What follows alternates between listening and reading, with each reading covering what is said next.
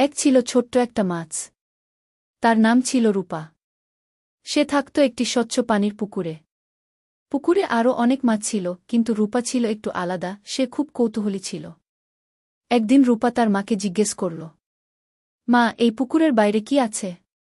মা বলল, পুকুরের বাইরে বড় নদী আছে, আর তারও বাইরে বিশাল সমুদ্র। কিন্তু ওখানে যেতে হলে অনেক সাহস লাগে গি। রূপার মনে তখন থেকেই স্বপ্ন জন্মাল, সে একদিন সেই বড় নদী আর সমুদ্র দেখতে যাবে। কিছুদিন পর বর্ষাকাল এল। বৃষ্টির পানি বাড়তে লাগল, আর পুকুরের পানি উপচে পাশের খালে গিয়ে মিশল। রূপা ভাবল, এই তো সুযোগ। সে ধীরে ধীরে স্রোতের সঙ্গে ভেসে খালে চলে গেল। প্রথমে সে একটু ভয় পেয়েছিল, কিন্তু নতুন জায়গা দেখে তার খুব ভালো লাগছিল। খাল থেকে সে পৌঁছে গেল নদীতে।